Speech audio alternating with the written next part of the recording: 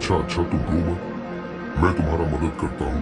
मैं तुम्हारे लकड़ियों को अपने शरीर से लपेट लेता हूँ, लेकिन तुम लकड़ियों को ले जाकर पटकना मत, चुपके से रखना। बहुत समय पहले की बात है। एक गांव में एक परिवार रहता था। उस परिवार में 7 भाई और एक बहन थी। उनके माता पिता बचपन में ही देहांत हो गया था। सभी भाई बहन ने भी अपनी जिम्मेदारियां समझ ली थी। शुरू में सबको गुजारा करने में काफी परेशानी हुई थी, लेकिन समय के साथ उन्होंने माँ बाप के बिना जीना सीख लिया। ये उस समय की बात है जब समाज के पुरुषों का काम जंगली जानवरों, पक्षियों का शिकार करना और औरत का काम सिर्फ घर के काम काज करना और बच्चों को संभालना होता था। 7 भाई और बहन गांव में बड़े प्यार से मिलजुल कर रहते थे। दिन निकलते ही सातों भाई शिकार के लिए जंगल निकल जाते और बहन सबके लिए खाना पकाती थी और घर के बाकी दूसरे काम करती थी। भाई जब जंगल से वापस आते तो साथ में जानवर, पक्षी आदि को मार कर लाते थे। बहन उनके मांस को पकाती और सब भोजन करते थे। ऐसे ही दिन गुजर रहा था। एक दिन 7 भाई जंगल में शिकार करने के लिए गए थे। शाम होने वाली थी। बहन सबके लिए खाना बना रही थी। जब वह सब्जी के लिए हरा साग काट रही थी, तभी हंसिया की तेज धार से उसकी उंगली कट जाती है। कटी हुई उंगली से खून बहने लगी। बहन ने सोचा, अगर मेरे भाइयों ने कटी हुई उंगली और इतना सारा खून देखेंगे तो बहुत परेशान होंगे। इसीलिए अपने भाइयों को यह बात नहीं बतानी चाहिए और उनसे छिपा कर रखना होगा। इसीलिए मैं एक काम करती हूँ, इस खून को अपनी कपड़े से पोंछ देती हूँ। परंतु मेरे भाई कपड़े में लगे हुए खून के बारे में पूछेंगे तो मैं क्या जवाब दूंगी। मैं ऐसा करती हूँ कि मैं ये खून दीवार पर पोंछ देती हूँ, लेकिन फिर मेरे भाइयों को तो ये अच्छे से दिखाई देगा। क्या करूँ क्या करूँ। बहन बेचैन होकर इधर उधर घूमने लगी, लेकिन उसे कोई ऐसी जगह नहीं मिली जहां वह अपना बहता हुआ खून पोंछ सके और उसकी भाइयों की नजरों से बच सके। उसे कोई उपाय ना मिलने पर उसने सोचा, एक काम करती हूँ, खाने के लिए जो साग बना रही हूँ उसी में ये खून पोंछ देती हूँ। इससे मेरे भाइयों को कुछ नहीं पता चलेगा। उसने साग में खून पोंछ दिया। शाम को सभी भाई जंगल से वापस आए तो बहन ने सभी भाइयों के लिए खाना परोसा। आज 7 भाई जब खाना खा रहे थे, तब उन्हें साग बहुत ही स्वादिष्ट लगा। सातों अपनी उंगलियां चाटते रह गए और अपनी बहन की तारीफ करने लगे। क्या बात है बहन, आज बहुत स्वादिष्ट साग बनाई हो। इतना स्वादिष्ट साग तो मैंने अपनी पूरी जिंदगी में कभी नहीं खाया। हाँ भैया, मैं भी इतना स्वादिष्ट साग पूरी जिंदगी में नहीं खाया। बहन ने कुछ नहीं बोला।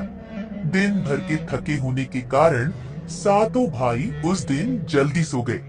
अगली सुबह रोज की तरह जंगल में शिकार करने चले गए। वे सभी आपस में बात कर रहे थे कि रात के भोजन में बहन ने जो साग बनाई थी वो बहुत ही स्वादिष्ट थी।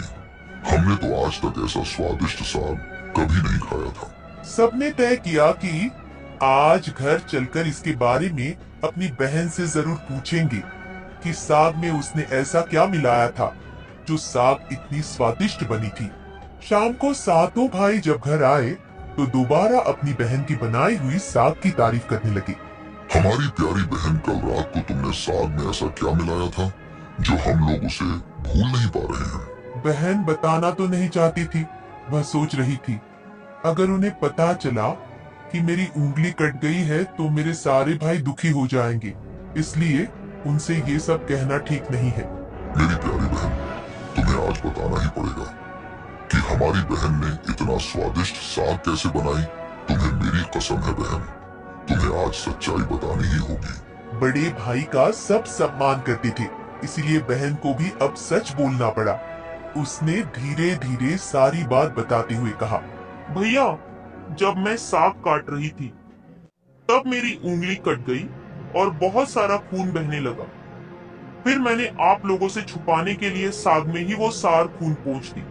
मुझे लगा आप लोग यह बात सुनकर बहुत दुखी हो जाएंगे। यह बात सुनकर बड़े भाई सोचने लगा, इसका खून से सना सब्जी इतना स्वादिष्ट लगता है तो इसका मांस कितना स्वादिष्ट होगा। रात को खाने के बाद सातों भाई सोने के लिए चले गए। सभी भाई कमरे में पहुंच गए। उसके बाद बड़ा भाई सभी भाइयों से कहने लगा, अरे भाइयों, हमारी बहन की खून की बूंदें जब इतनी स्वादिष्ट है तो सोचो उसके शरीर का मांस कितना स्वादिष्ट हो। हाँ भैया, आप बिल्कुल सही कह रहे हो। भैया, मैं भी आपसे यही बात कहने वाला था। सभी भाई अपने बड़े भाई की बातों से सहमत होते हैं, लेकिन छोटे भाई इस बात का विरोध करते हुए कहते हैं, भैया, आप लोग यह क्या बात कर रहे हैं? अपनी छोटी लाडली बहन को काटकर खाने की बात कर रहे हैं? आप लोगों को शर्म नहीं आती भैया? अरे छोटे, तुझे कितनी बार कहा है, जब दो बड़े आपस में बात कर रहे होते हैं तो छोटे का बोलने नहीं चाहिए। इस तरह छोटे भाई जब विरोध करता है तो बड़े भाई उसे डांट डपट कर चुप करा देते हैं। अगले दिन सभी भाई जब शिकार के लिए जंगल जाते हैं, जब वे सभी जंगल पहुंच जाते हैं तो बड़े भाई सबसे छोटे भाई से कहते हैं, अरे भाई, मैं इधर हिरण के बच्चे को जाते हुए देखा, तुम जाकर उसका शिकार करके ले आओ। बड़े भाई की आदेश पाकर छोटे भाई हिरण का शिकार करने के लिए चला जाता है। छोटे भाई के जाते ही बड़े भाई सभी भाइयों से कहते हैं, सुनो भाइयों, हम अपनी बहन को उसकी शादी के बहाने यहाँ लाएंगे, फिर उसे तीर मारकर उसका स्वादिष्ट मांस पकाकर खाएंगे। पांचों भाइयों को अपने बड़े भाई की योजना बिल्कुल अच्छी लगी। शिकार करने के बाद सभी भाइयों ने मिलकर एक टिले पर बांस का एक चबूतरा बनाया। उनकी योजना यह थी कि बहन को भला फुसलाकर यहाँ लाएंगे और तीर मारकर अपनी बहन की हत्या कर देंगे और यही उसका स्वादिष्ट मांस पकाकर खाएंगे।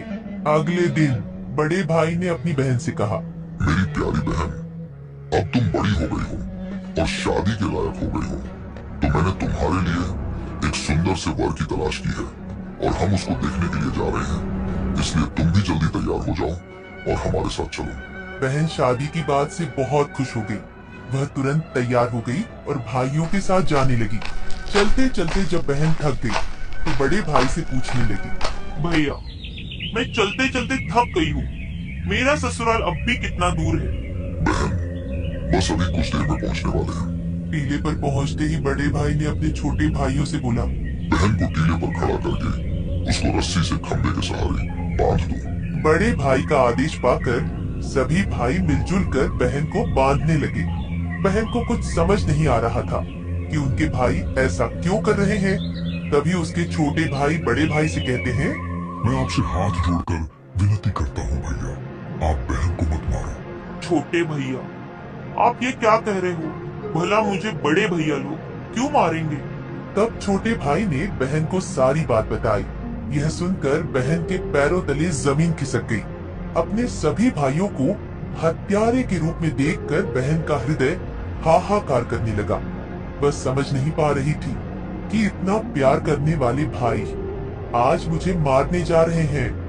वह ईश्वर को याद करती हुई बोली, भगवान, अब तुम ही मेरे सहारा हो। मेरे छायो भाई मेरी हत्या करना चाहते हैं।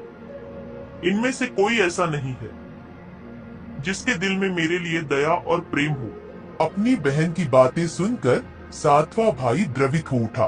बहन की पुकार पर वह तड़प कर रह गया, परंतु उसे 6 बड़े भाइयों को रोकने का साहस नहीं हुआ। बहन को निर्ममता से बांधने के बाद बड़े भाई ने सबको बारी बारी से उस पर तीर से प्रहार करने का आदेश दिया। बड़ा भाई सबसे पहले हाथों में धनुष लेकर जब अपनी बहन पर प्रहार करने को हुआ, तब बहन भाई के सामने हाथ जोड़कर कहने लगी, मारो भैया, छाती में लक्ष्य करके मारो। भैया, छाती में लक्ष्य करके मारो।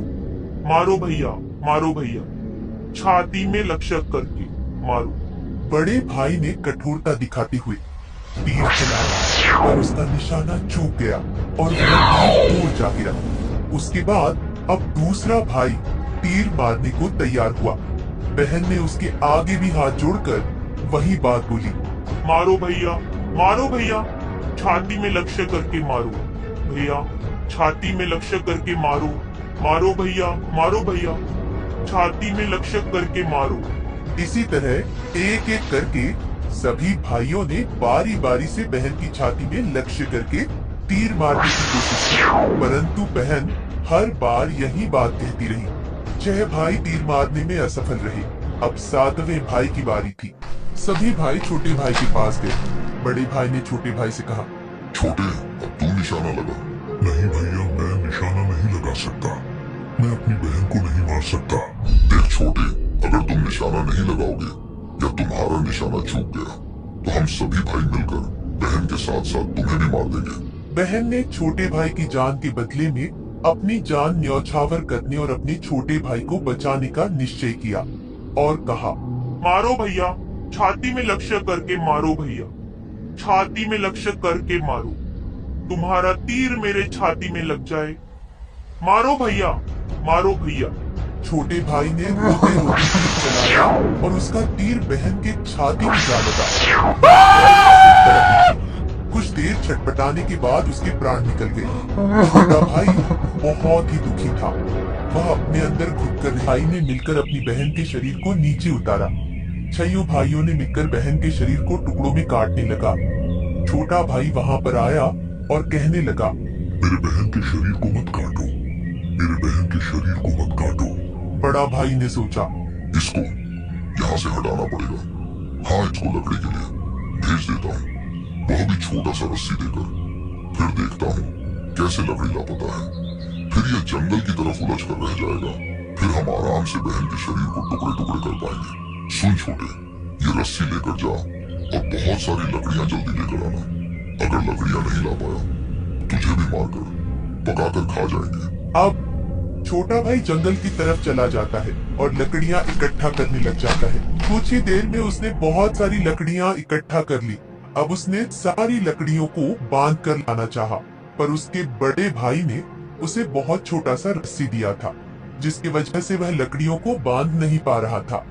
फिर वो उसी जगह बैठकर रोने लगा। तभी उसके सामने एक नाग सांप आया और कहने लगा, तुम क्यों रो रहे हो? मुझे बड़े भाई ने बहुत सारी लकड़ी लाने को कहा है और रस्सी बहुत छोटी सी दी है। अगर मैं यह सारी लकड़ियां नहीं ले गया तो मेरे भाई मुझे जान से मार डालेंगे। अच्छा अच्छा, तुम रो मत, मैं तुम्हारा मदद करता हूँ। मैं तुम्हारी लकड़ियों को अपने शरीर से लपेट लेता हूँ, लेकिन तुम लकड़ियों को ले जाकर पटकना मत, चुपके से रखना। फिर सांप ने लकड़ी को अपने शरीर से लपेट लिया। फिर छोटा भाई लकड़ी लेकर के आ गया। छोटा भाई बड़ा भाई के पास गया तो बड़ा भाई ने कहा, तू इतनी जल्दी कैसे आ गया? तुझे तो मैं लकड़ियां लाने के लिए भेजा था ना।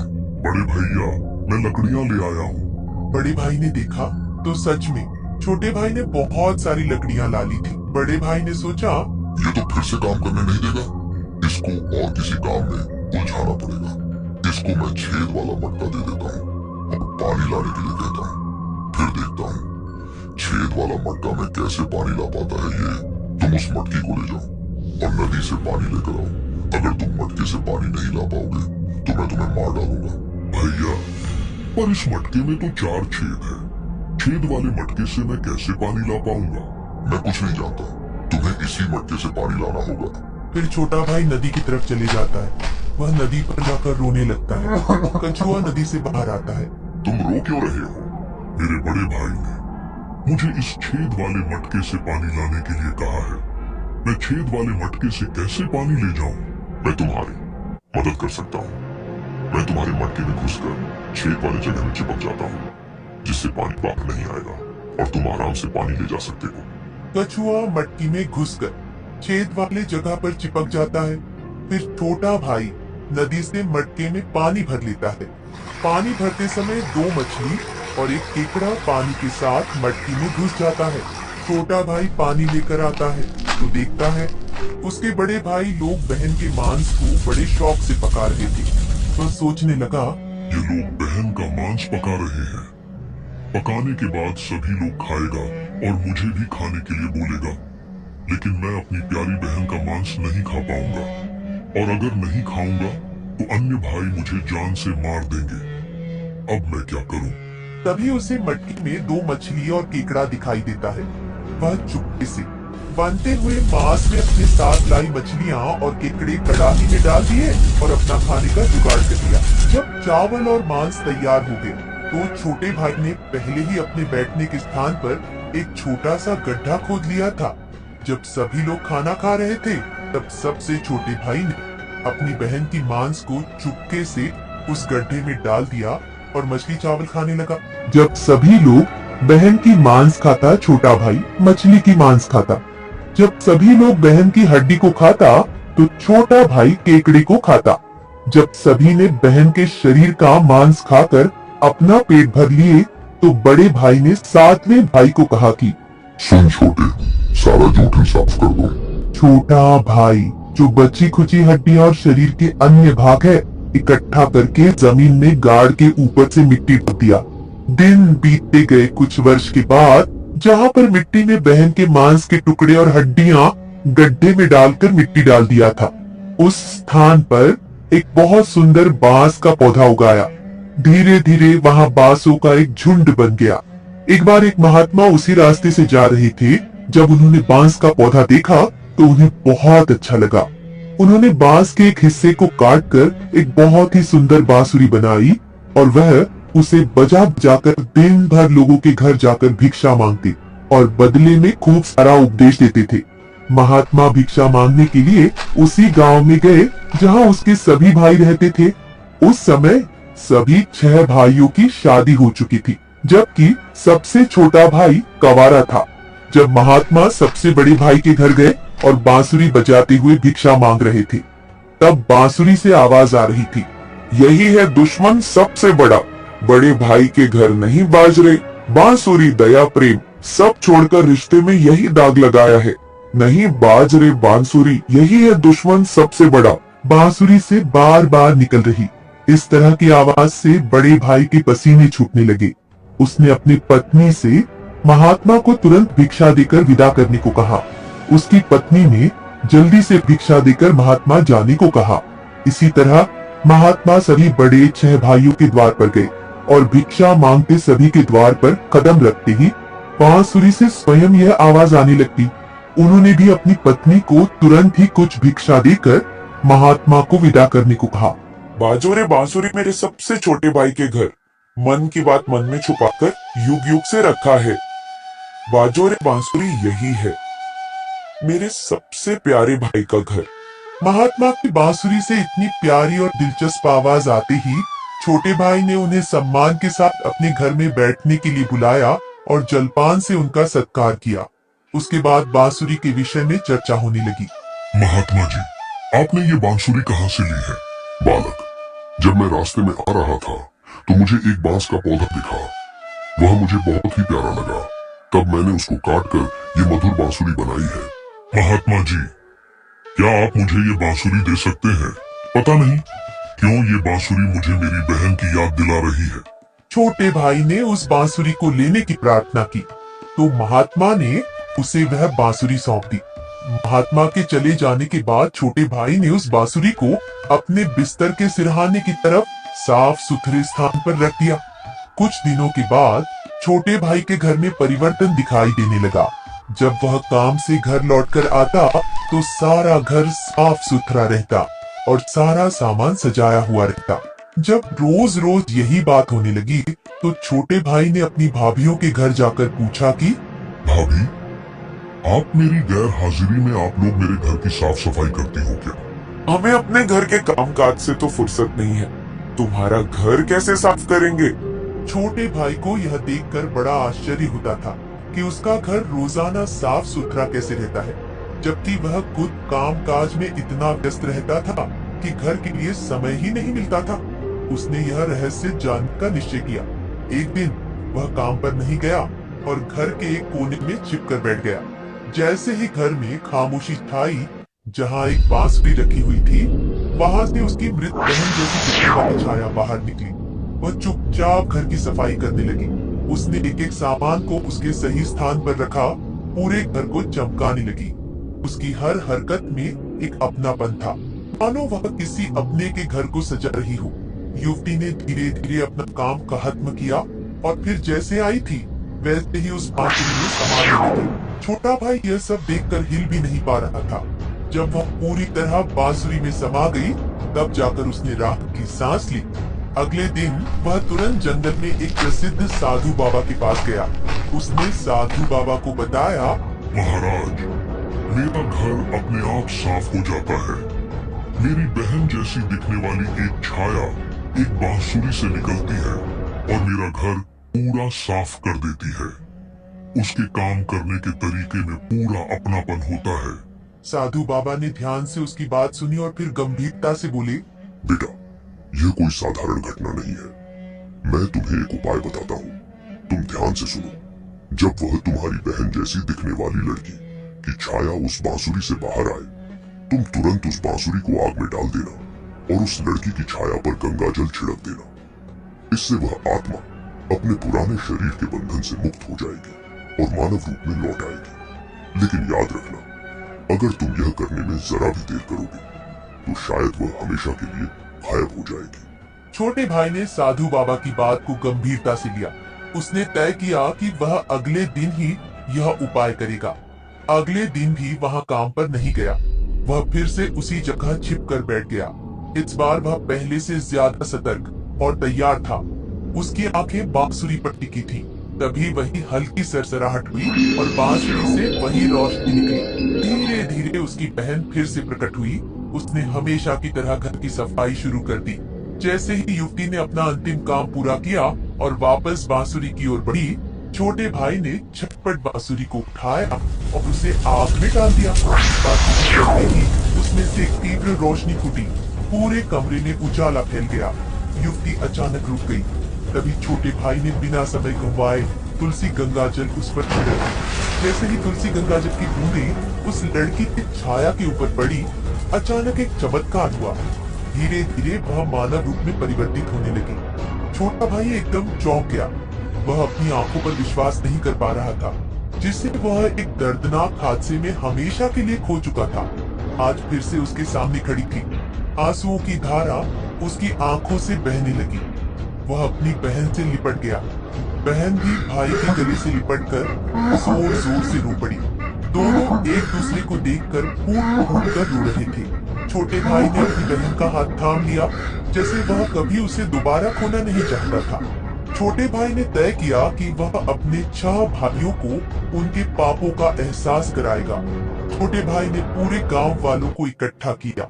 उसके चेहरे पर दर्द और आंखों से आंसुओं की धारा बह रही थी।